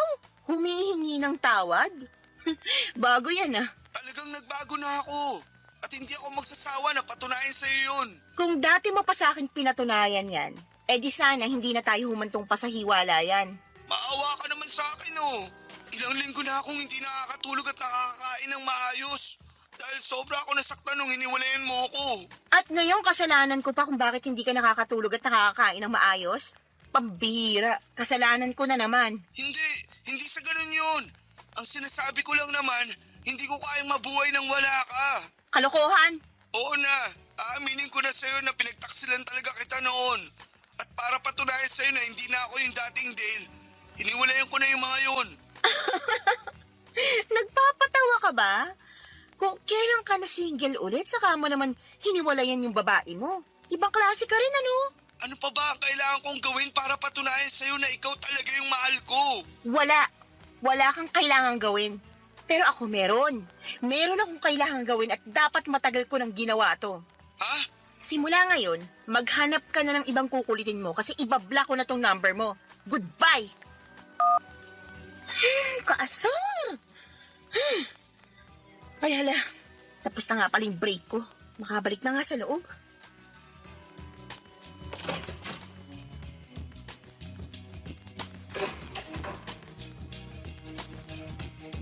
Astrid, Oh, sir, may kailangan po ba kayo?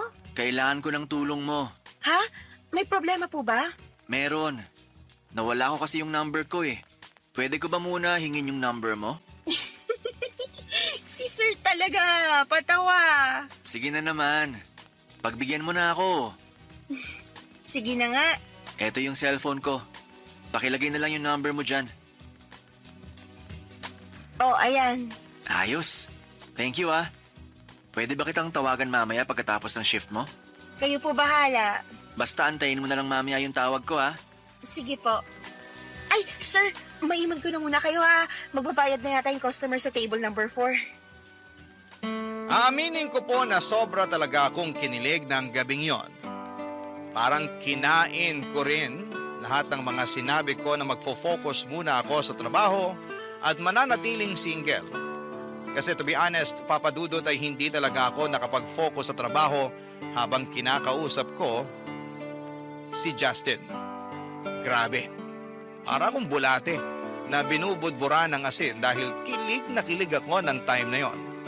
At aaminin ko rin ang dahil kay Justin ay mas lumakas lalo ang loob ko na kalimutan na talaga si Dale. Kasi sobrang ready na ako na makapag-move on na kasama si Justin. Pinagdarasal ko talaga noong time na yon na sana'y panindigan ni Justin yung kilig ko.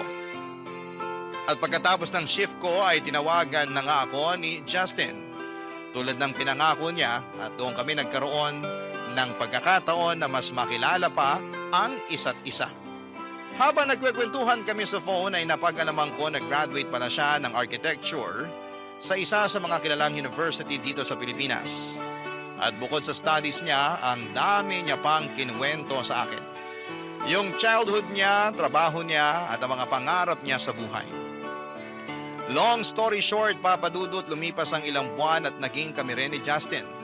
At dumating na sa punto na halos linggo-linggo ay bumibisita na ako sa kondo niya sa Makati. Sa totoo lang ay niyaya na rin niya ako na makipag-live-in. Pero ako itong tumanggi kasi mas malapit yung bahay ng pinsan ko sa pinagtatrabahuhan kong bar. Kaya ang nangyari, pumupunta na lamang sa kondo ni Justin sa Makati tuwing day off ko. At doon na rin kami madalas na magsiping sa mismong kondo na yon. Akala ko noon ay tuloy-tuloy na yung saya. Akala ko sa wakas ay eto na yung time na makakabura sa lahat ng sakit na naranasan ko. Pero ilang linggo lang ang lumipas ay may nalaman na naman akong muling gumulo sa puso at isipan ko. Hindi ko inakala na sa mga sandaling yon ay muli na naman akong masasaktan, Papa Dudut.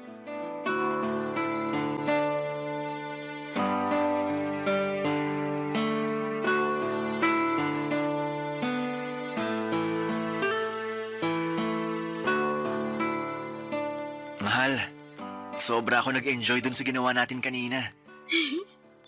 Ako din, mahal. So ano, next week ulit? Next week? Ang tagal. Bukas na lang kaya. Ikaw bahala. Maliligo muna ako. Dito ka muna sa kama ha. Magpahinga ka lang dyan. Sige, I love you. I love you too.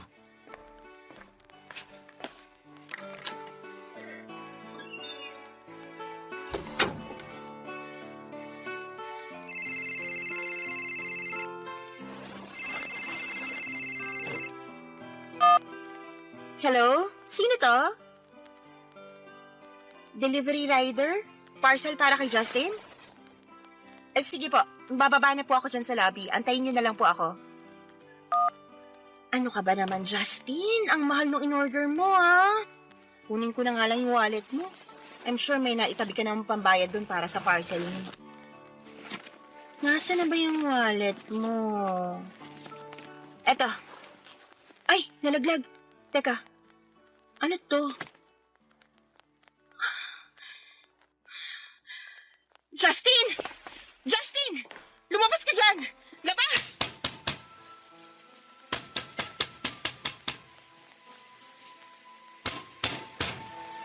Mahal, tinawag mo ba ako?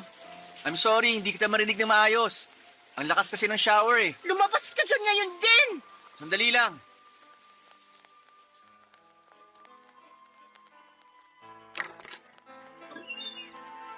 Oh, ano nangyari sa'yo? Ba't mukhang gigil na gigil ka dyan? Ano to, ha? Ba't may ganito kang picture sa wallet mo? Sino yung babaeng yan? At yung bata na kasama mo sa picture na yan? Sandali lang. Ba't mo pinakikialaman ng wallet ko, ha? Kukuha lang sana ako ng pambayad para dun sa parcel na in-order mo. Pero mali pa rin yung ginawa mo. Dapat hindi ka pa rin nangunguha ng gamit ng may gamit. Huwag mong ibahin ang usapan.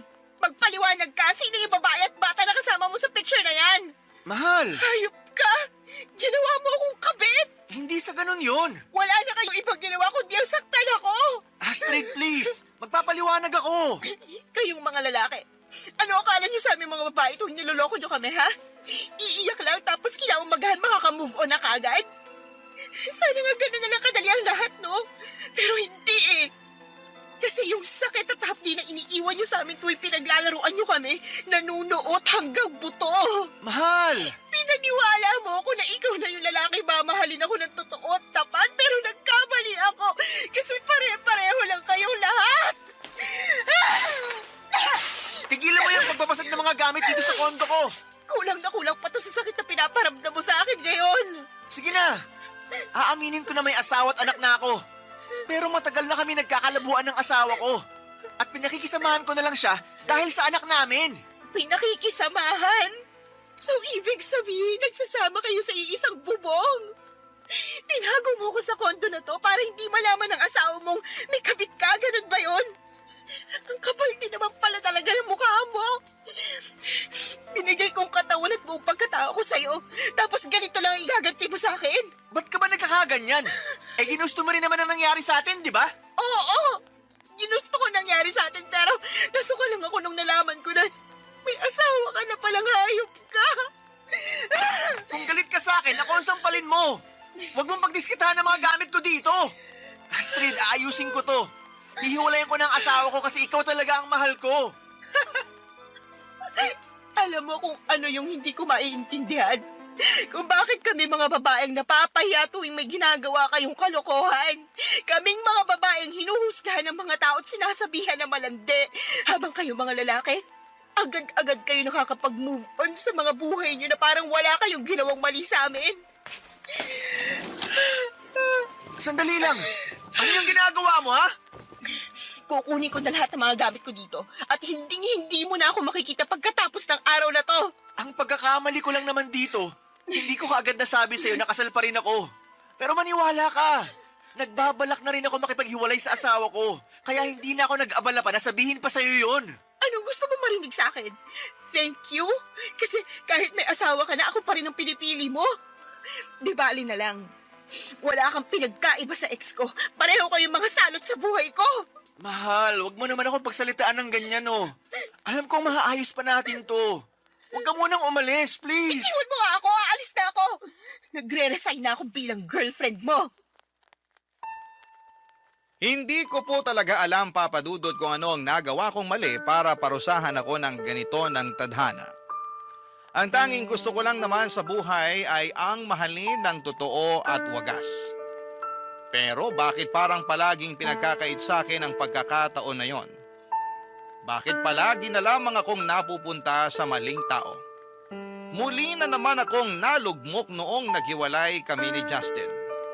Pero ang mas masakit, Papa Dudut, ay doble na ngayon ang bigat na nararamdaman ko. Mas masakit yung hiwalayan namin ni Justin kesa doon sa hiwalayan namin ni Dale. Kasi si Justin ang taong nagpaniwala sa akin na posible pala ang forever. Siya ang nagpakita sa akin na hindi lahat ng lalaki ay manloloko, sinungaling o mapanakit. Sa kanya ko muling naramdaman ang kilig, ang halaga ko bilang babae at ang posibilidad na pwede pala akong mahalin ng totoo. Pero maling-mali ako. Lahat pala yon ay isang malaking kasinungalingan lamang. At dahil sa hiwalayan namin ni Justin ay halos hindi na ako makakilos ng maayos. At hindi na rin ako makapagtrabaho ng maayos. Palagi akong tulala at wala sa sarili. Umabot pa sa puntong nangihiram na ako ng pera sa pinsan ko para lamang may pambili ako ng alak. Para lamang makalimot sa sakit na dinulot sa akin ni Justin. Aaminin ko po, oo, medyo malandi po talaga ako. Madali akong kiligin, madaling mabola, at madalas akong nahuhulog sa mga matatamis na salita. Pero, hindi ko po pinangarap na maging isang kabit. Isa yan sa mga pinakaayaw ko, yung mapasok sa isang relasyon na may sabit. Gusto ko ng malinis, tapat at totoong pakikipagrelasyon.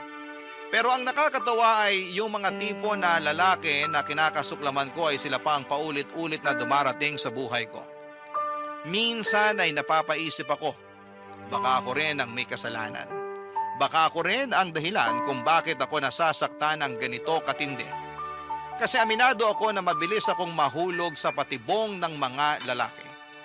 Marupok ako at galit na galit din ako sa sarili ko tuwing sumasagi sa isipan ko na hinayaan ko na namang masaktan ako ng maling tao.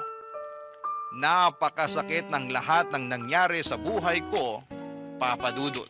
Barangay Love Stories. Barangay Love Stories. Tuluyan na po ako talagang nawala ng trabaho sa bar, Papa Dudut. Dahil sa sobrang bigat ng pinagdadaanan ko, ay hindi ko na kinayang pumasok at parang wala na akong ganang gumalaw. Dahil depressed na talaga ako noong mga panahong yon. Pero ang mas mabigat pa sa lahat ay unti-unti kong nararamdaman na may kakaiba nang nangyayari sa katawan ko. Madalas akong nasusukan, nahihilo at bigla na lamang akong nagkakaroon ng cravings nang wala sa oras. Dahil sa mga nararamdaman ko ay napilitan akong bumili ng pregnancy test Kinabahan ako habang hinihintay ko ang resulta at paglabas ng 2 guhit ay parang natulala ako. Napag-alaman ko na buntis ako at sigurado ako na si Justin ang ama ng dinadala ko. Sobra po akong natakot ng time na yon at paulit-ulit kong tinawagan ang number ni Justin. Pero hindi na siya sumasagot. Ramdam ko na mga panahon na yon na iniiwasan na niya ako. Siguro'y abala na siya sa tunay niyang pamilya kasama ang asawa at anak niya. Habang ako ay eto at nag-iisip kung papaano ko bubuhayin ang batang dinadala ko. Hindi ko alam kung saan ako magsisimula. Wala na akong trabaho, wala akong ipon, at masakit mang isipin, wala na rin akong boyfriend na tutulong sa akin. Pero kahit na ganoon ay ni minsan ay hindi ko naisip na ipalaglag ang anak ko. Kasi alam kong wala siyang kasalanan. Ako ang nagkamali at hindi ko ipapasa sa sarili kong anak ang bigat ng pagkakamaling yon. Alam ko rin sa sarili ko na kung pipilitin kong ipalaglag ang batang ito, habang buhay akong kakainin ang konsensya ko. Mabuti na lamang talaga at nandyan ang pinsan ko, Papa Dudut. Siyang tumulong sa akin noong nawalan ako ng trabaho at noong nalaman ko na buntis ako. At biglang pasasalamat ay ginagawa ko ang lahat ng kaya kong gawin. Ako po ang nag-aasikaso ng bahay, naglilinis, naglalaba at nagluluto. Sobrang bait talaga ng pinsan ko na yon. At hindi ko alam kung anong klaseng milagro ang ginawa ko para tulungan niya ako ng sobra-sobra. Pero isang araw habang akala ko'y unti-unti na ako nakakabangon ay bigla akong nakatanggap ng tawag mula sa isang unknown number. At pagsagot ko sa tawag na yon ay isang boses ang narinig ko. Isang boses na muli na namang babago sa takbo ng buhay ko, Papa Dudut.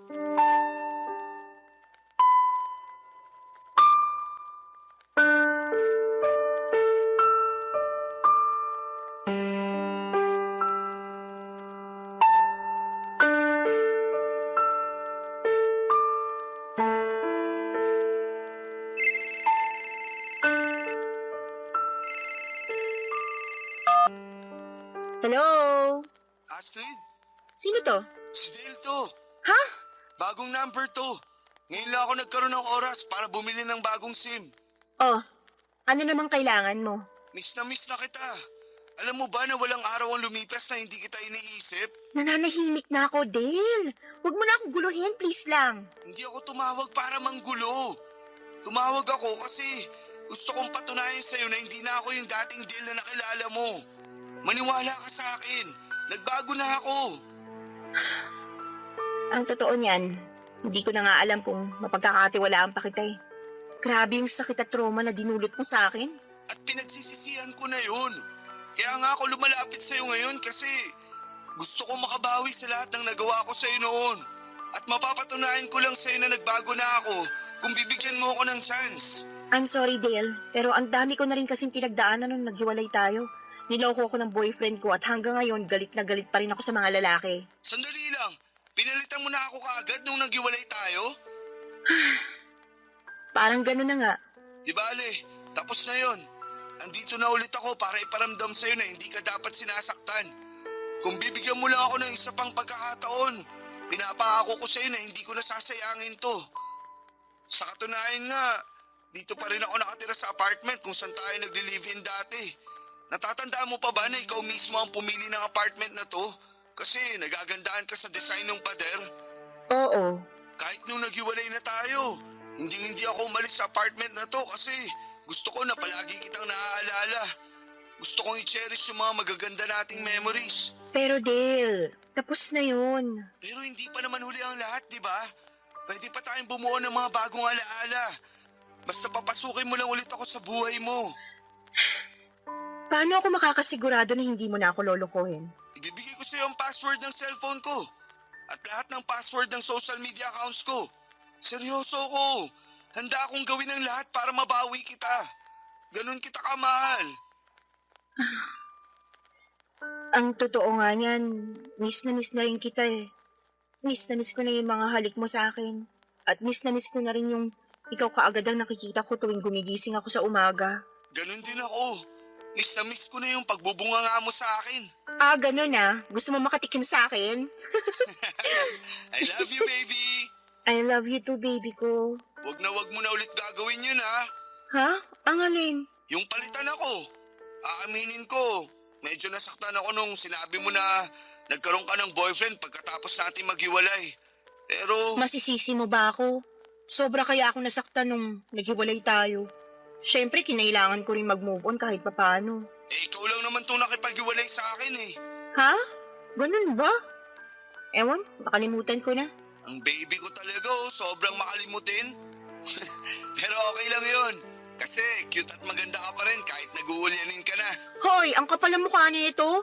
Sa ating dalawa, ikaw kaya itong mas mukhang ulyanin. Oo na, pagbibigyan na kita. Ako na yung ulyanin at uugod-ugod. Nga pala, nasaan ka ngayon? Nandito ako sa bahay ng pinsan ko. Dito na rin ako nakatira ngayon. Ganun ba? Kumusta ka naman dyan? Eto, okay naman. Pero medyo maingay paminsan-minsan kasi may nagko-construction sa tapat ng bahay namin eh. Buti na lang talaga at mukhang naka-day off yung mga construction workers nila ngayon. Kawawa naman pala ang baby ko. Che? Pero hindi mo na kailangan problemahin yan. Kasi susunduin na kita mamaya, ha? Ano? Biglaan naman yata yan. Dito ka na ulit sa apartment tumira kasama ko. Na-realize ko rin na sobrang lungkot pala nitong apartment kapag wala ka. Pero maayos na kasi yung kalagayan ko dito sa pinsan ko. Nasibak ako sa trabaho at yung pinsan ko ang pansamantalang tumutulong sa akin. Ano? Bakit ka naman nasibak sa trabaho? Sobra kasi akong na-depressed nung naghiwalay kami ni Justin. Hanggang sa umabot sa puntong napapabayaan ko na yung trabaho ko. Kaya ayun. So Justin pala ang pangalan niya. Hindi ko akalimutan ang pangalan na yan. Ako mismo ang bubugbog sa lalaking yan kapag nakita ko siya. Huwag ka nang magselos. Tapos na kami. Ano ka ba? Wala na yun. Basta. Dito ka na ulit titira sa apartment kasama ko, okay? Send mo sa akin yung exact location mo. Susunduin na kita mamaya. Pero... Huwag ka na magmatigas. Huwag ka mag-alala. Ako na ulit ang mag-aalaga sa'yo, ha? I love you.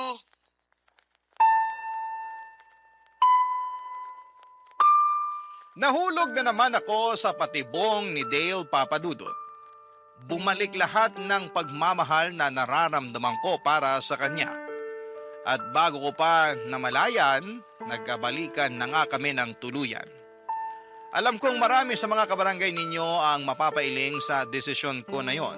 Pero totoo talaga na kapag nagmamahal ka, parang nawawala ka sa tamang isipan paminsan-minsan. Kahit alam mong nasaktan ka na, umaasa ka pa rin na baka may pag-asa pa na magbago ang lahat. Pero kahit papaano ay nagbago din naman si Dale. Mas naging sweet siya, mas maalaga at parang mas pinapakita niya na seryoso talaga siya sa relasyon namin. Dahil doon ay mas lalo lamang akong na-in love sa kanya. Sabi nga nila, love is sweeter the second time around. At yun yung paniniwala ko noong mga panahong yon. Nag-decide kaming magsama o mag-live-in ulit sa apartment at dahil doon ay parang bumalik ulit yung closeness namin noon. Madalas kaming magkulitan, maglambingan at syempre hindi rin nawawala yung sexy time namin bilang magkasintahan.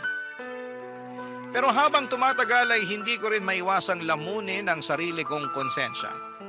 May tinatago kasi ako kay Dale. Isang malaking bagay na alam kong pwedeng ikasira ng lahat. Hanggang ngayon ay hindi pa alam ni Dale na buntis ako. Si Justin ang ama ng batang dinadala ko. Papadudot araw-araw ko nininervyos ng panahon na yon. Iniisip ko kung kailan nga ba ang tamang panahon para sabihin ko kay Dale ang katotohanan. Natatakot ako na baka hindi niya matanggap ang pagbubuntis ko at baka layuan na niya ako ng tuluyan. Pero kinalaunan ay naglakas loob na rin po akong sabihin kay Dale ang katotohanan. Noong sinabi ko na kay Dale, ang totoo ay bigla siyang nagbago, Papadudot. Para bang bumalik yung dati niyang ugali. Yung mainitin ang ulo at wala sa sarili.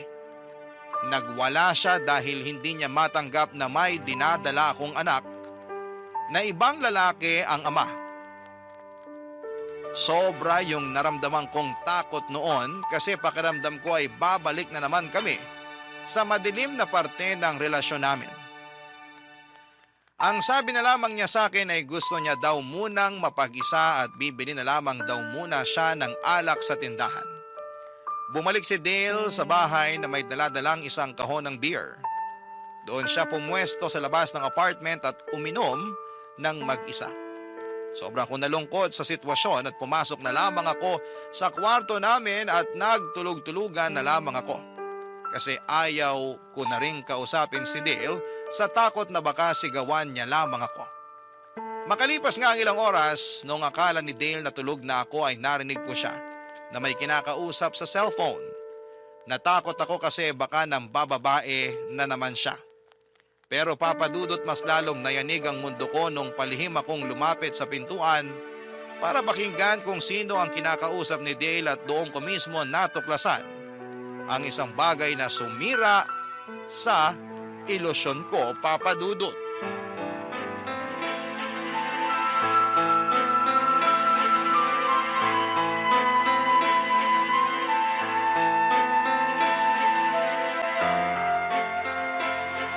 Oh, bakit? Buntis si Astrid! Sige na, kailangan ko nang umalis. Hello? Hello? Dale! Sino yung kausap mo? Astrid, akala ko ba tulog ka na? Kanina ka pa ba dyan? Bumalik ka na nga lang sa loob. Isara mo na yung pintuan. Pabayaan mo na muna ako dito sa labas. Kita mo naman na umiinom yung tao, oh. Sagutin mo yung tanong ko. Sino yung kausap mo? Akin na yung cellphone mo. Tumigil ka! Akin na yan! Ano ba, ha? Number 2 ni Justin ah. Bakit mo siya kinakausap ha? Paano kayo nagkakilala? Anong ginagawa ng number ni Justin sa contacts mo? Ha? Sinong Justin? Yung ex mo? Paano naman ako magkakaroon ng number niya, di ba? Mag-isip-isip ka nga. Huwag mo akong gawing tanga, Dale. Kabisado ko yung number ni Justin kasi araw-araw niya akong tinatawagan nung kami pa. Ngayon, umamin ka. Ba't mo kausap si Justin? At bakit mo kinukwento sa kanya yung pagbubuntis ko? Huwag kang mag-imbento dyan. Wala akong alam sa sinasabi mo. Talaga lang ah. Tingnan natin. Uy, anong gagawin mo? Ako mismo tatawag kay Justin gamit tong cellphone mo. Akin na yan! Balik mo na sa akin yung cellphone ko! Lumayo ka sa akin. Kung di babasagin ko to, kilala mo ko at alam mo kung ano kaya kong gawin. Tol! Tigilan mo nang kakatawag sa akin! Hindi ko paninindigan na pinagbubuntis ni Astrid. At isa pa, nagawa ko na yung pinagkasunduan natin. Hanggang doon na lang yun. Walang iya ka! Astrid! Ano pinagkasunduan niyo ni Dale, ha? Magpaliwanag kang hayop ka! Hello? Hello? Cellphone ko! Alam mo ba kung magkano yung bili ko sa cellphone na yun, ha? Mas mahal pa yung sa buhay mo. Tapos sisirain mo lang? Gusto mo talagang malaman yung totoo, ha? Kababata ko si Justin. At inutusan ko siya na bantayan at bakuran ka nung naghiwalay tayo kapalit ng pera. So ano, masaya ka na? Napakawalang iya mo! Ginawa mo akong boba! Sana hindi na lang kita nakilala eh. Sa lahat ng ginawa mo sa akin, Dale, ito yung hindi ko na mapapalampas. Kasalanan mo rin naman to eh. Kung hindi mo sana ako iniwalayan, hindi na sana nangyari ang lahat ng to. Wala kang karapatan para paglaruan ako ng ganito. Makinig ka sa akin, Astrid. Kung hindi ka rin naman mapupunta sa akin, mas mabuti nang walang ibang lalaki ang makakakuha sa'yo. Naiintindihan mo? Hindi mo ko pagmamayari. Kaya ako lang naman nagawa ang lahat ng yun kasi mahal na mahal kita. So anong love language mo? Yung saktan ako ng paulit-ulit? Ang tanging pagkakamali lang naman dito ay yung nabuntis ka ni Justin. Pero huwag kang mag-alala kasi ibibigay ko sa kanya ang bata pagkatapos mong mga anak at magbabagong buhay tayo. Naiintindihan mo? Isang malaking pagkakamali ang bata na yan. Ano? Ayoko! Ayoko! Hindi ko pinamimigay ang anak ko at kayang-kaya kong buhayin ang anak ko ng mag-isa. Kung may pagkakamali man dito, yun ay ang tiwala at pagmamahal na binigay ko sa'yo. Hindi ba't sa akin ka nakaasa ngayon? Paano mo palalakihin ang bata na yan ng mag-isa? Kung sa sarili mo pa lang hirap na hirap ka na. Wala akong kailangan patunayan sa'yo kasi tinatapos ko ng anumang ugnayan na meron tayo. Tinatapos ko ng walang kwentang relasyon na to. Hindi ka aalis, Astrid. Dito ka lang. Hindi na ako makakapayag na hiwalayin mo pa ako uli. Kulang pa ba yung sakit at traumang dinulot mo sa akin? Ano? Hindi ka ba titigil hanggat hindi mo ako napapatay? Ikaw lang naman kasi ang nagpapakomplika sa mga bagay-bagay. Patawarin mo na kasi ako para matapos na tong gulong to. Gusto mo patawarin kita? Hindi ka nga humihingi ng tawad eh. Ang taas din naman kasi ng pride mo. Dapat nga magpasalamat ka pa at binalikan pa kitang babae ka. Alam mo ba na ang daming babae nagkakandara pa sa akin? Kung makapagsalita ka, akala mo naman pinikot kita? Tapos na ako sa panggagaslight mo sa akin. Aaminin ko, naawang-awa ako sa sarili ko dahil sa paulit-ulit mo ako pinagmumukhang tanga. Pero alam mo kung saan ako mas naaawa? Mas naaawa ako sa magiging jowa mo. Ipagdarasal ko na lang na sana hindi sila matulad sa akin. Ipagdarasal ko na lang na sana hindi sila mahulog sa bitag mo. Ipagdadasal ko na lang na sana magkaroon sila ng lakas ng loob na layuan ka habang maaga pa. At ipagdadasal ko na lang na sana mabulok ka na sa impyerno. Nagtapang-tapangan na lamang ako ng gabing yon, pero ang totoo niyan, takot na takot talaga ako kay Dale noong araw na yon. Hindi na pagmamahal ang pinapakita niya sa akin kung hindi obsession na. Hindi ko inakala na aabot sa punto na pinababantayan niya pala ako kay Justin kasi natatakot siya na baka makuha ako ng ibang lalaki.